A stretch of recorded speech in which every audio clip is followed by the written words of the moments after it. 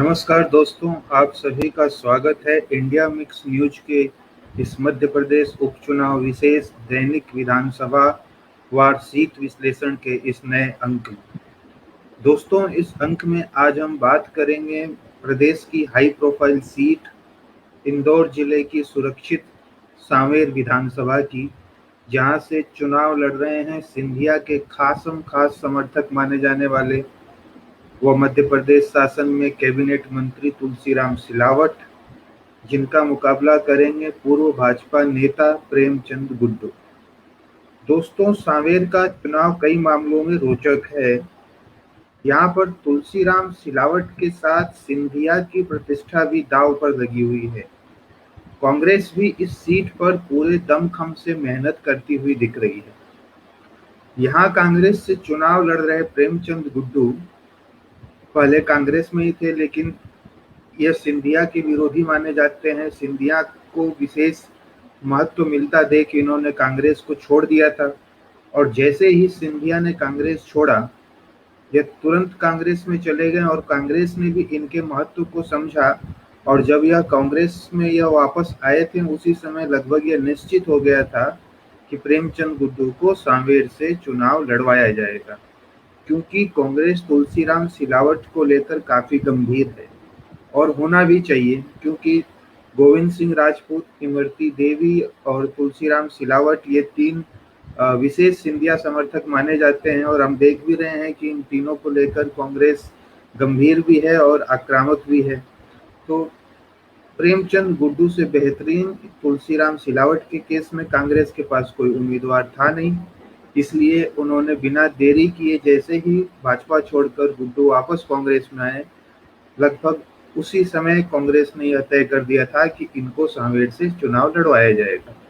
गुड्डू इस सीट पर पहले भी विधायक रह चुके हैं, इसलिए इस चुनाव का जीतना उनके लिए भी प्रतिष्ठा का विषय बना हुआ है। आइए बिना देरी किए हम सांवेर विधानसभा पर बन रहे विभिन्न राजनीतिक समीकरणों की चर्चा करते हैं। सबसे पहले हम इस सीट का संक्षिप्त राजनीतिक इतिहास जानते हैं, जिससे कि सीट की पृष्ठभूमि के बारे में हमारा ज्ञान थोड़ा बढ़ेगा, और जब हम आगे इस विषय की चर्चा करेंगे तो यह काफी काम आता है और सीट को समझने में। सांवेर विधानसभा सीट पर 1977 के बाद अब तक हुए 10 मुख्य विधानसभा चुनावों में भाजपा और जनता पार्टी 6 बार जीती है, और जबकि कांग्रेस 4 बार जीती है। कांग्रेस की तरफ से 3 बार तुलसीराम सिलावट और 1 बार प्रेमचंद गुड्डू विधायक चुने गए थे। इस बार दोनों पूर्व कांग्रेस नेता भाजपा और कांग्रेस से आमने सामने हैं। 1990 और 1993 के विधानसभा चुनाव में लगातार तुलसीराम सिलावट के हारने के कारण 1998 में कांग्रेस ने यहां से प्रेमचंद गुड्डू को टिकट दिया था। प्रेमचंद गुड्डू, जो कि राजनीतिक प्रबंधन में माहिर माने जाते हैं, अलग अलग सीटों से चुनाव लड़के जीत चुके हैं, इंदौर उज्जैन संभाग में काफी सक्रिय रहते हैं, ने 1998 का चुनाव यहाँ मेहनत और अपने कुशल चुनावी प्रबंधन की वजह से जीता, लेकिन अंतर काफी कम था। वो अंतर 4% का था। इस सीट पर एक अनुभवी और कुशल चुनावी मैनेजर राजनेता प्रेमचंद गुड्डू के सामने तुलसीराम सिलावट को यह मुकाबला अब भाजपा की तरफ से लड़ना है। सीट का राजनीतिक इतिहास बताता है कि यहाँ भाजपा का प्रभाव अधिक है। इस लिहाज से तुलसीराम सिलावट की जीत भाजपा की प्रतिष्ठा का प्रश्न भी है। दोस्तों, तुलसीराम सिलावट इस सीट पर कैसा प्रदर्शन करेंगे, इसका अंदाजा अन्य फैक्टर्स पर चर्चा करने के बाद ही अच्छे से लगाया जा सकता है। इसलिए आइए अब हम विधानसभा के जातिगत और सामाजिक समीकरणों को समझने का प्रयास करते हैं। एससी वर्ग के लिए आरक्षित इस विधानसभा क्षेत्र के जातिगत समीकरण ज्यादा जटिल नहीं है, सीधे सपाट हैं। लगभग 2,64,000 मतदाताओं वाली इस विधानसभा में सबसे बड़ा मतदाता समूह एससी वर्ग का है, जिसकी मत संख्या लगभग 1 लाख मतों के आसपास है। चुनाव में जीत हार का दारोमदार काफी हद तक इसी समुदाय के मतों पर निर्भर करता है। सामान्य वर्ग के मतों में सबसे अधिक मत संख्या राजपूत समाज की है, जिनके लगभग 35 से 40 हजार मतदाता हैं। इसके बाद दूसरा सबसे बड़ा मतदाता समूह मराठा समाज का है, जिसके पास लगभग 22 से 25 हजार मतदाता हैं। 12 से 15 हजार ब्राह्मण समुदाय के मत भी यहाँ महत्वपूर्ण है। ओबीसी समुदाय के मतदाता समूह में सबसे बड़ा मतदाता समूह खाती समाज से आता है, जिसकी संख्या लगभग 30 हजार है। इसके अतिरिक्त 15 से 17 हजार कुंभी पटेल समाज के वोट भी यहाँ प्रमुख है। यहाँ मुस्लिम समाज के लगभग 15 हजार मतदाता हैं। इस सीट पर जीतने के लिए दोनों प्रमुख दलों को अनुसूचित जाति के अधिक से अधिक मतों को अपने पाले में करना एक चुनौती है, जो कि साफ दिखाई भी दे रहा है। यही कारण है कि पूर्व विधायक व इंदौर भाजपा ग्रामीण उपाध्यक्ष राजेश सोनकर के साथ भाजपा की पूरी टीम गांव-गांव संपर्क में लगी हुई है। तुलसीराम सिलावट ने भी तुलसी अभियान करके एक चलाया था कैंपेन प्रोग्राम, जिसके अंदर इन्होंने एक-एक घर में तुलसी के पौधे बांटे, जिसके माध्यम से वो घर तक पहुंचने की कोशिश कर रहे हैं। यह चुनौती तुलसीराम सिलावट के लिए और भी बढ़ गई है, जिसकी वजह है यहाँ से प्रेमचंद गुड्डू की उम्मीदवारी। गुड्डू दलित वर्ग के प्रदेश के स्थापित और बड़े नेता हैं। उनका इस क्षेत्र में वर्षों का संपर्क है। यहाँ पर उनके खुद के बनाए हुए कई कार्यकर्ता हैं। साथ ही प्रदेश की विभिन्न अलग अलग सीटों पर चुनाव लड़कर जीतना व उनके प्रबंधन करने का अनुभव भी इनके पास है, जो कि यहाँ पर तुलसी सिलावट के लिए मुसीबत बना हुआ है। यहाँ एससी वर्ग की उपजातियों के वोट अपनी जाति के हिसाब से जाते हैं या अपनी जाति के साथ जाते हैं। उनमें अक्सर ध्रुवीकरण हमको देखने को मिलता है, जो यहाँ के राजनीतिक समीकरणों को बदल देता है। इस बार दोनों जो नेता खड़े हैं, ये दोनों प्रदेश में एससी वर्ग के बड़े नेता माने जाते हैं। ऐसे में एससी वर्ग के अपने अंदर बनने वाले समीकरणों में भी हमें बदलाव देखने को मिल सकता है।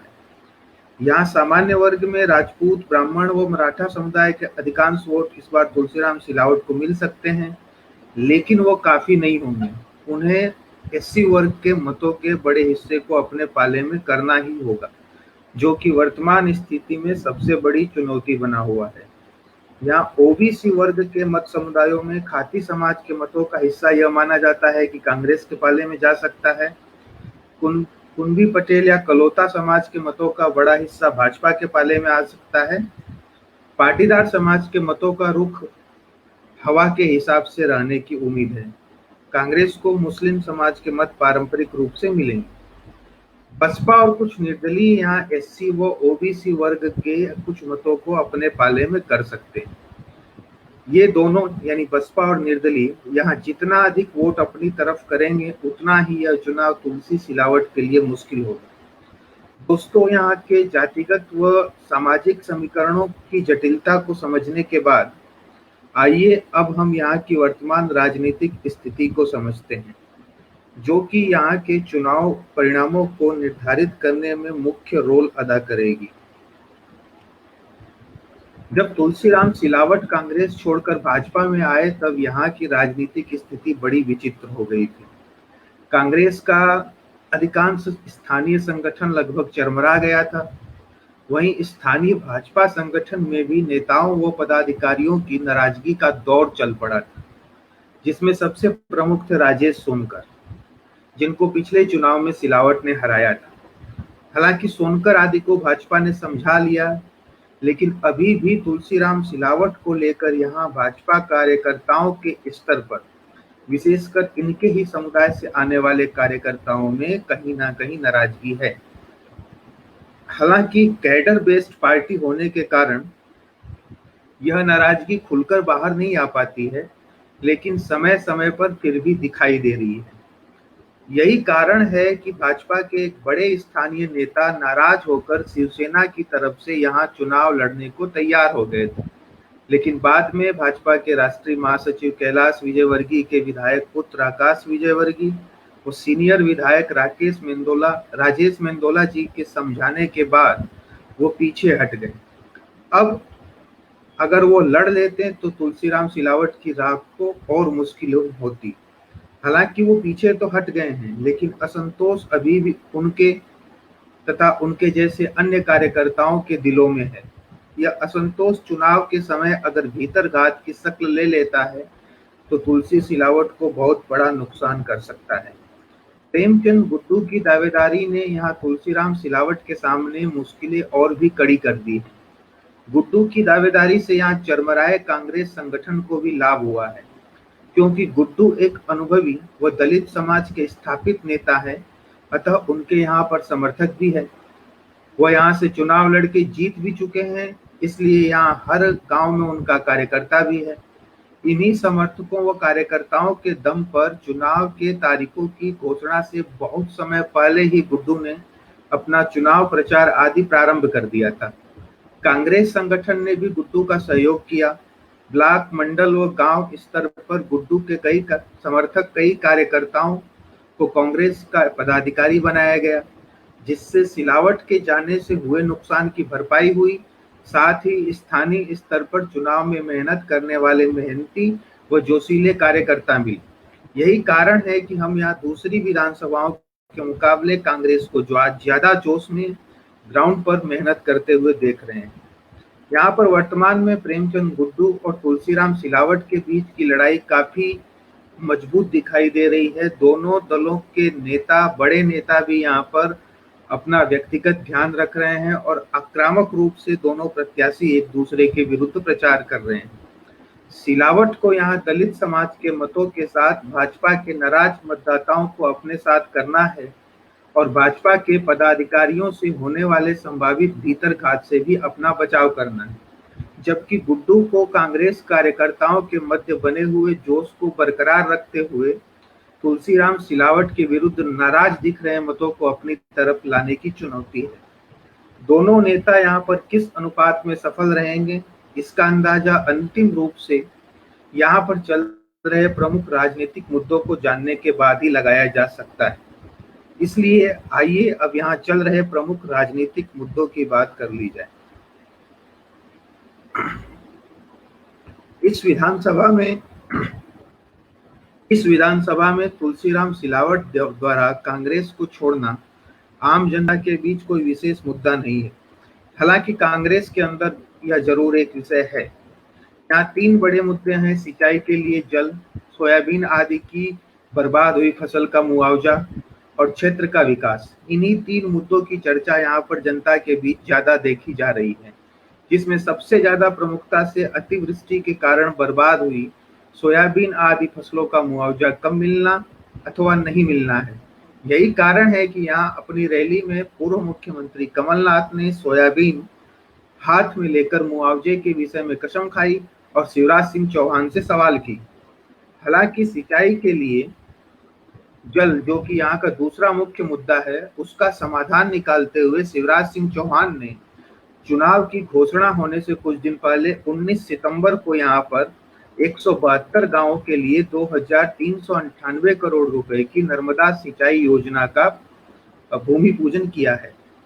शिवराज सिंह जी के द्वारा किए गए इस कार्यक्रम को कुछ लोग चुनावी बता रहे हैं, जबकि एक बड़ा मतदाताओं का हिस्सा यह मान रहा है कि यह एक बड़ा महत्वपूर्ण काम है जो तुलसीराम सिलावट की वजह से यहाँ पर हो पाया है। अतः सिंचाई के विषय पर तुलसीराम सिलावट के पास चुनाव में कहने के लिए यह बात है कि उनकी वजह से नर्मदा का पानी सांवेर आ रहा है, लेकिन सोयाबीन की फसल के मुआवजे का मुद्दा यहाँ पर बड़ा बनता दिख रहा है, जिसमें भाजपा फंस सकती है, क्योंकि यहाँ पर लगभग 65% से अधिक मतदाता किसान है, जिनमें से अधिकांश सोयाबीन की खेती करते हैं। हालांकि भाजपा के संगठन व संघ के प्रभाव वाली इस विधानसभा में मात्र एक मुद्दे पर फंसाकर भाजपा को हराना मुश्किल है, लेकिन फिर भी कांग्रेस जिस तरह से कर्ज माफी के साथ मुआवजे के इस विषय को उठा रही है, उससे चुनाव आते आते मुझे लगता है कि इस सीट पर यह विषय बड़ा मुद्दा बन सकता है, जो वोटरों को प्रभावित भी कर सकता है। किसान कर्ज माफी क्षेत्र में एक मिश्रित मुद्दा बना हुआ है। अन्य विधानसभाओं की तरह यहाँ भी किसानों का एक छोटा वर्ग है जो यह कह रहा है कि अगर कमलनाथ सरकार थोड़े समय और रहती तो शायद 2 लाख तक के कर्जे माफ हो सकते थे, लेकिन किसानों का एक बड़ा हिस्सा यहाँ पर इसको छलावा मान रहा है। अन्य विषयों की बात की जाए तो सांवेर नगर अपने आप के विकसित होने का इंतजार करते करते वोट पर वोट डाले जा रहा है। इस बार भी सांवेर नगर की जनता नगर के विकास और विस्तार की मांग अपने जनप्रतिनिधि से कर रही है। तुलसीराम सिलावट द्वारा विभिन्न आश्वासन दिए जा रहे हैं। यही स्थिति कांग्रेस के प्रत्याशी की भी है, लेकिन शहरी क्षेत्र में भाजपा काफी मजबूत है और कुछ काम भी हुए हैं जिनका लाभ शायद तुलसीराम सिलावट को मिल सके। दोस्तों, सांवेर की विभिन्न राजनीतिक स्थिति परिस्थिति पर हर एंगल और फैक्टर से बात करने के बाद अंत में हम यह कह सकते हैं कि तुलसीराम सिलावट को यहाँ अनुभवी दलित नेता प्रेमचंद गुड्डू से कड़ी टक्कर मिलती दिख रही है। यहाँ पर चुनाव कांटे के होते हुए दिखाई दे रहे हैं। वर्तमान स्थिति में यह नहीं कहा जा सकता कि कोई एक यहाँ पर आसानी से जीत रहा है, लेकिन यह तय है कि यहाँ जीत हार का अंतर 5% से भी कम रहने की संभावना बन रही है। इस कड़े मुकाबले में तुलसीराम सिलावट जीत सकते हैं, लेकिन जैसा कि मैंने कहा, मार्जिन बहुत ही कम रहने की संभावना है। दोस्तों, आपको सांवेर विधानसभा सीट का यह राजनीतिक विश्लेषण पसंद आया हो तो इस वीडियो को जरूर शेयर कीजिएगा। मध्य प्रदेश से जुड़ी हुई अन्य खबरों के लिए हमारी वेबसाइट www.indiamix.in को जरूर विजिट कीजिएगा। आप हमारे यूट्यूब चैनल को इंडिया मिक्स न्यूज को सब्सक्राइब कीजिएगा, साथ ही इंडिया मिक्स न्यूज के फेसबुक पेज को लाइक कीजिएगा। मध्य प्रदेश चुनाव से जुड़े हुए अन्य विधानसभाओं के विश्लेषण देखने के लिए हमारे साथ बने रहिए। धन्यवाद। शुभ रात्रि।